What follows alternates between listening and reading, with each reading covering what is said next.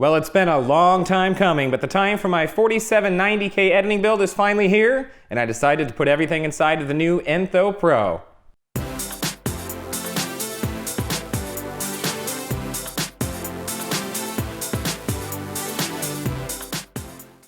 So if you've been following my channel for a while, especially towards the beginning, then you know that I've been really excited about the 4790K chip ever since it was just a rumor back in the spring as Devil's Canyon.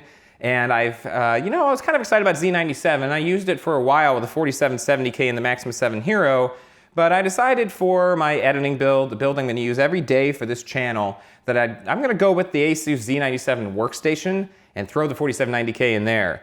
And since I had to take a month or so off from the channel due to work-related reasons, it actually gave me the opportunity to switch from using the Corsair Air 540 like I originally planned to going with the Enthoo Pro, which so many of you have said you wanted to see, and it's gotten so many great reviews that I just couldn't not use this case for this build. So I'm really excited to actually take a look at this case, kind of do a quick overview, and then kind of kill two birds with one stone. Do the build, take a look at the case, and then my favorite thing, do a practical application of the case. So actually take a look at how everything fits, all the little intricacies, the nice features, the small annoyances, things you wouldn't know unless you actually did a build in the case. So it's nice to take a look at the features. It's even better to actually do a build. So what components are we gonna put in here?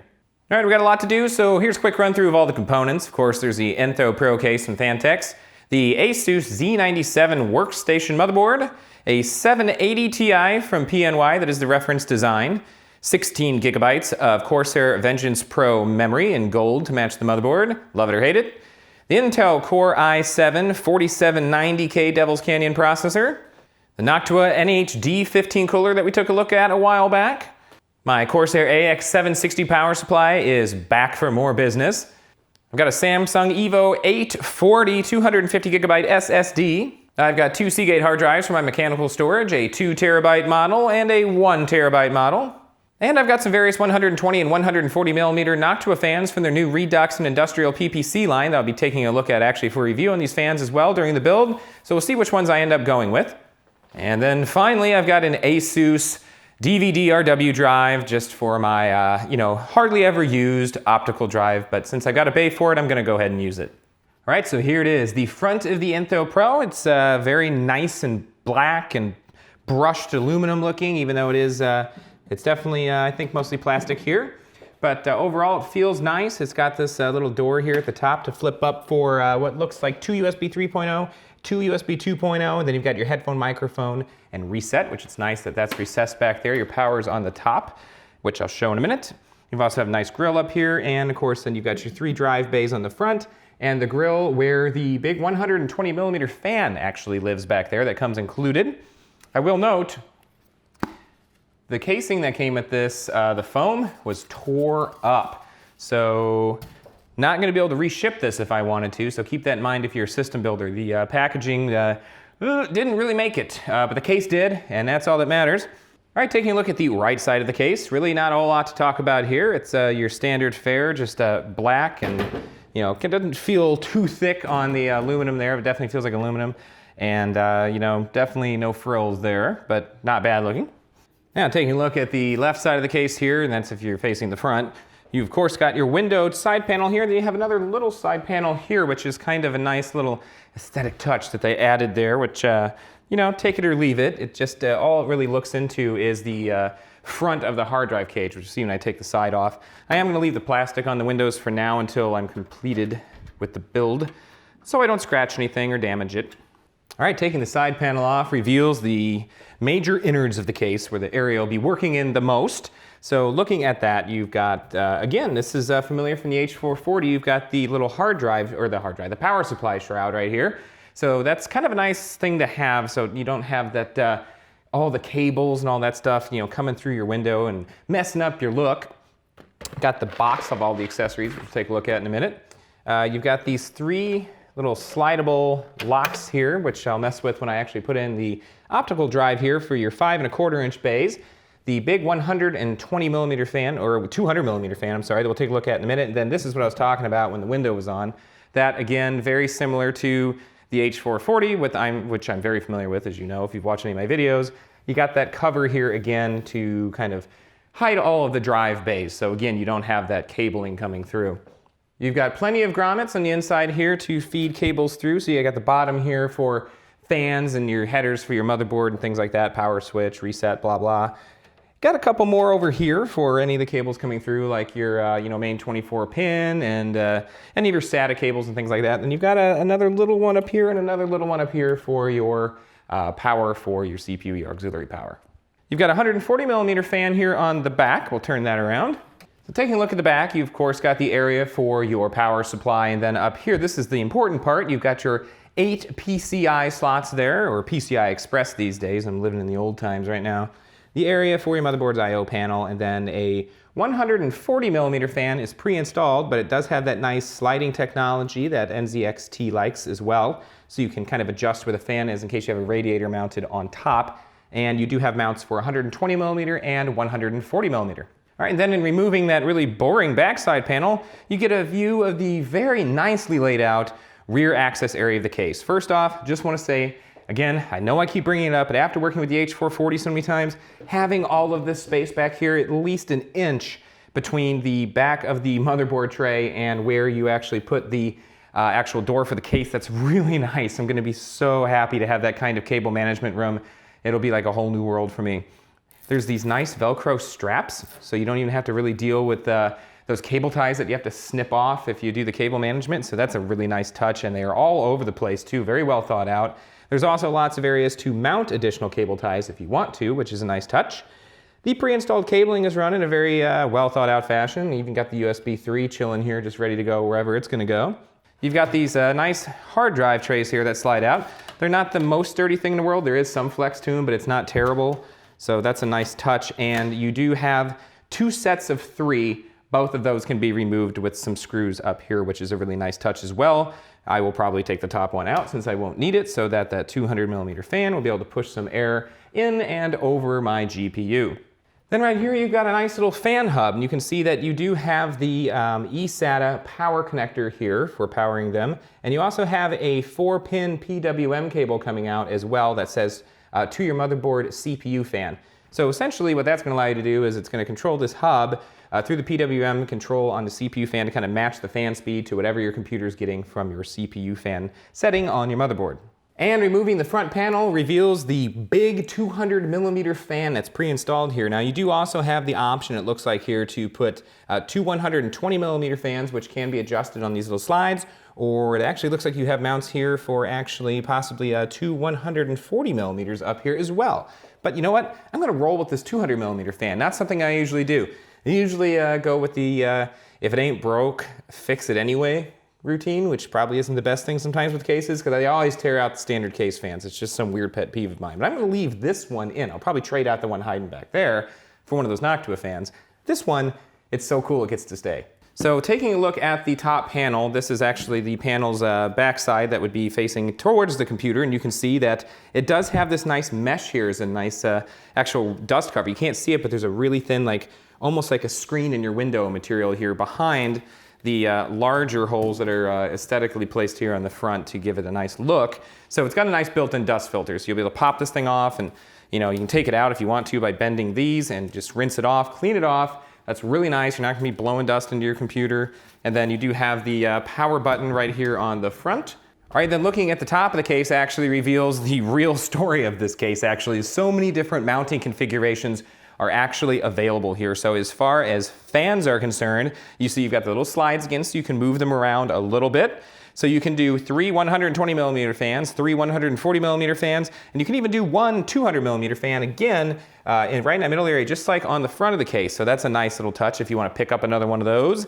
Now, as far as liquid cooling support goes, tons of it up on top, of course, as well. You can do either 120 millimeter or 140 millimeter, 240 millimeter or 280 millimeter, or a 360 millimeter or a 420 millimeter up here. And talking additional liquid cooling, you can do up to a 240 millimeter radiator in the front, if you obviously take the fan out and make some room with your hard drive cages. You can do up to a 240 millimeter in the bottom, and then you can do a 120 millimeter in the rear.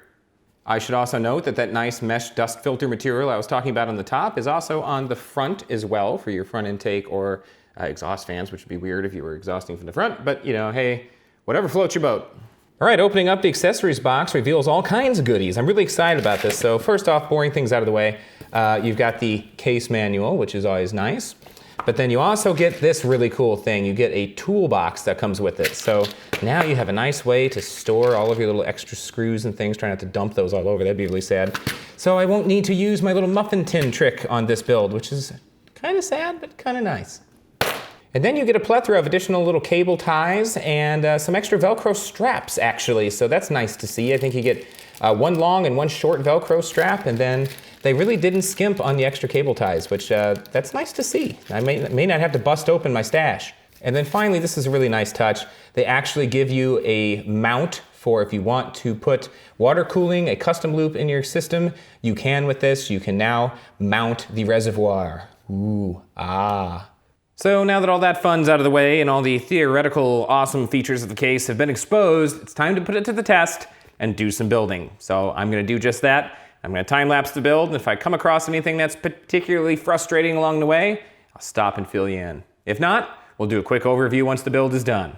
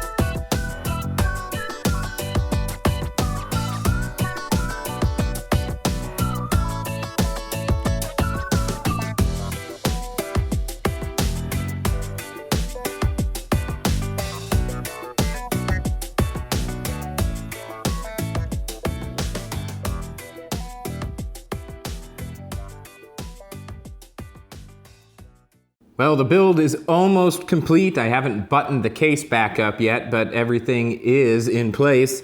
I wanted to go ahead and leave it open for now so I could kind of do a run through of everything that I put in here. So taking a look at the front of the case, of course, the star of the show is the Noctua NH-D15, just loud and proud right up front. And I have to say, it's very close to not fitting. That Dominator memory that's in there, yeah, if that was any taller, I would have a problem because it causes the fan over on this side here to stick out quite a bit more than the one in the center, which I knew from doing the review of the CPU cooler, and I kind of chanced it on that Dominator memory, and you can just look right down the side. It's so close. I actually did a test fit with the panel, And I mean, we're within millimeters of not making it. So keep that in mind. If you go with anything taller than Dominator Pro in the Enthoo Pro, and you're using the NHD15, you may have a problem. So just something to note. Now, the 780 Ti is looking good in there. Plenty of room to spare as far as that's concerned. I've got the 200mm fan in the front, blowing right across everything. I've got two of the, what are they, the NFA 14s in the top. I was thinking about going with possibly the new fans that I got from Noctua for review. But the thing is they were PWM and then 3-pin on the PPC Industrial, and they were a little bit noisy, so I decided to step back a little bit and go with the old standby. Now I will say the Redux fan, the 140mm one that's in the back, this silverish gray fan, very quiet, very nice fan, and moves quite a bit of air. So if I would have had more of these, I actually would have put those up at the top as well, but I don't. So I went with the ones that I had before. You really can't see them, and once the front's on, it won't be a big deal. Plus, I mean, come on, you've already got that color scheme because of the gigantic Noctua cooler right up front there. The other nice thing is the Dominator memory is gold, which matches the love or hate it aesthetic of the Z97 workstation board. So if I do go with water cooling down the road, my memory will be nice and color coordinated. Some other things to note, this cover here is nice. You can't see that I've taken a hard drive cage out or anything. It's just a nice clean look right there. And doing the 5 1/4 inch bay, super easy. Slid in, just locked right into place. So putting the optical drive in really couldn't have been any easier. I really actually like that system because you don't have to have it latched down really hard, and that works just fine. Plus, you got the shroud in front of the power supply, very similar to the H440, which is just a nice aesthetic touch. One thing to note, if you want to put a fan down here, this thing does kind of get in the way, so keep that in mind if you're looking to put a fan in the bottom or use a radiator on the bottom of the case. All right, let's take a look at the back. This thing is super heavy, by the way, now that I have everything actually installed. As far as the back goes, tip it just a little bit more. You can see the cable management on here was super easy. I love having all of this space down here, this inch. Having that gap allowed me to put a lot of cabling down there without having to really tie it down anywhere. In particular, the SATA power connection cables, putting those down there, that was really nice. For the most part, I was able to use the Velcro straps, the Phanteks straps that are on there. There's some exceptions where the 24-pin power cable, it's just too beefy and it was ripping through the Velcro. So I did actually have to use some cable ties there. I used a cable tie for the extension cable that I actually needed for the 5 1/4 inch drive because I didn't point this out at the beginning during the overview, but there is this nice slide that's removable so you can put in an SSD. That being said, I had to run one of my cables coming out of my modular power supply over this direction for the SSD, and then obviously my mechanical drives over here used the other cable because it just wasn't long enough to reach. But putting those in down there instead of up here meant I had to run an extension to get up here, but I didn't want to have any drive bay here because I wanted at least half of this 200mm front fan to blow into the case, because if you look right through, it's blowing right into the intake for the blower on the reference design 780 Ti. So that'll give a nice airflow right into that blower and then right out the back, which is what you want. And then I do have the fans on top and intake, so I have intake in the front, intake on the top, exhaust in the back, so I've got nice positive pressure in the case, which is always optimal. And really other than that, I mean, let me lean forward, make sure I'm not missing anything. Oh, the fan hub. I opted not to use the fan hub. I've got everything on the motherboard, so I can use the ASUS software to control that. And I got a fan splitter over here to run that down to the bottom connection on the board, and really super easy. Of all the cases of this type that I've built in, this was the best by a long shot. And prior to that, I think my favorite was probably the Fractal Design R4. But this one beats it out, and for the price, I mean, at under $100, really impressed. I can see why so many reviewers were really happy with this case. And another thing to note, I'm looking at it as I'm building, and there's screws all over the place. Like this top portion has screws, so you can take that out. There's just a lot of flexibility. The bottom, I think these side pieces come off as well. There's just so much flexibility with what you can do with this case, especially for water cooling. I'm actually not even scratching the surface of what I could do with this. I might consider doing a custom loop in here at some point, because there is a bracket that on the other side of the case, like over by the hard drives, you can install a bracket and then you can actually put in your reservoir there. And I do appear to have enough room with the 780 Ti reference to be able to do that. So that might be a project for down the road, given how flexible this case is. I've got room for days up at the top here, so that's nice. I'm not even coming close to the motherboard right now, so putting a thick radiator up there would not be a problem, even with the fans. You're not gonna be able to do a push-pull, but it's kind of overkill anyway. So all that being said, it's time to button this thing up and move the table back over to its temporary position. I will note I have a little TP-Link cheapy wireless card in here for now because I'm not near an Ethernet jack right now in the house to be able to run my gigabit Ethernet and my high-speed internet, which is unfortunate because the Adobe Suite's going to take forever to download over the Wi-Fi. But I'm still putting the wood floors in the front of the house. I just got so behind on everything for the last month or so. So I'm gonna do that. I'm gonna get everything back in its temporary position, button the case up, and possibly put an LED strip in there. We'll see. And then we'll take a look at how this build looks when it's all complete. All right, well, as you can see, the build is complete and the first boot was successful. All the drives are detected, the 780 Ti is working just fine, and the CPU is chugging along at 4 gigahertz at 1.024 volts and hovering about 31 degrees stable in the BIOS, or the UEFI these days, and that's a good thing because the UEFI usually actually does tax the CPU a decent amount. It pegs it at that 4 gigahertz. So that's a nice good temperature to see. Down here in the fan profile, you can see I've got the various chassis fans running at different settings, and it shows me on little RPMs, and my PWM fans are doing their thing. And I have to say, my one gripe with this case, that 200 millimeter fan that I gave a shot, remember I said a lot of times I had practiced the if it ain't broke, fix it anyway practice with cases, and it's kind of weird that I switch out the stock fans. Let me show you why. All right, so I'm gonna go over here into the manual fan tuning. And the chassis fan 3 is the front fan. So that's where I've got it hooked up. Right now I've got it off. Things are pretty quiet. So let me scoot out of the frame a little bit so I can get the mic close to the computer and I'll show you the difference. All right, so here's the computer right up against it without the front fan on. And this is with the fan enabled.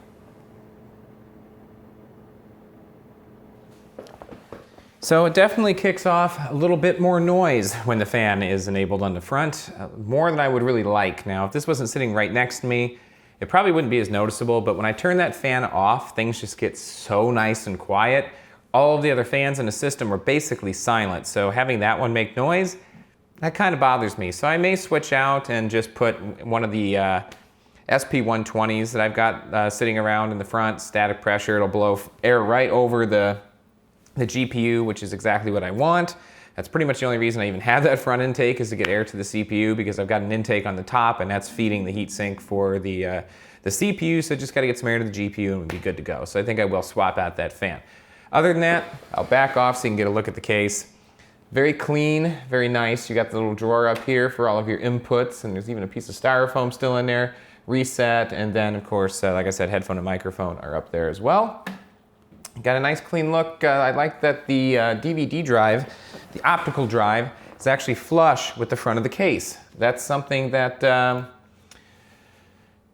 lot of cases have a problem with for some reason. You can't get it lined up just right, and that's a big pet peeve of mine. I don't like when things don't align. Also, putting the side panel on and just being able to slide it in and just go poop and just put the screws in.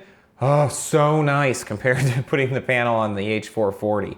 Night and day. I think I just forgot how much easier that could be.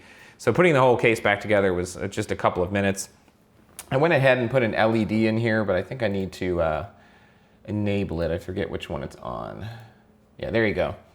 So there's the LED that's in there. It's on one of the fan headers, so I have to trick the fan header into thinking it's PWM, which just forces the maximum 12 volts to the LED. But so that's what that looks like, and it's a bit much. It's pretty bright. But the good news is, since it is on a fan header, I can control the brightness of it. But it's a nice LED. I forget who it was that made it. It's the Dark Side 12-inch modding LED blue, and it's just a solid circuit board that comes in this tube. It's really nice. I'll put a notation down at the bottom, an annotation for where I actually got this from, because the company I got it from was very, very nice about sending some extra stuff with it as well. Just a nice modding company. Put it down here. My memory, it's 1:30 in the morning. I'm not, give me a break. So anyway, I've got Windows to install, so I'm gonna go ahead and get that done and then get the Adobe Suite downloading so that can run overnight, and I may watch some Prison Break, and then I'm gonna go to bed. successful day, got my build done finally. Super excited about that. A long time coming. Got benchmarks coming up and overclock tests and all kinds of other things to do, but the overall part, the hard part is done, and I'm really happy with this Enthoo Pro case. So thank you to everyone for recommending that. And as always, if you enjoyed this video, you know what to do. Go ahead and click on that subscribe button. You can also follow me over on Twitter at Tech Uploaded, and I do have a Facebook page as well, so just search for that. Facebook and Twitter these days are probably the best way to get a hold of me because the YouTube comment system is just such a pain, and I'm getting a lot of comments, and it's a whole ordeal. So if you really want to get my attention, go ahead and do that, or you can email me at techuploaded@gmail.com. As always, don't be a stranger, check back soon. Bonus bit, because I want to say a big thank you to Phanteks for this feature right here. Look at that, a nice, sturdy, well-constructed fan filter for the front bottom intake, and there's another one for the back for the power supply. So that means every single fan intake, I should say, on this machine, every place you can put a fan or a radiator has a dust filter. The only place there's not one is the rear fan, which is almost always going to be exhaust anyway. So big plus for the fan filters.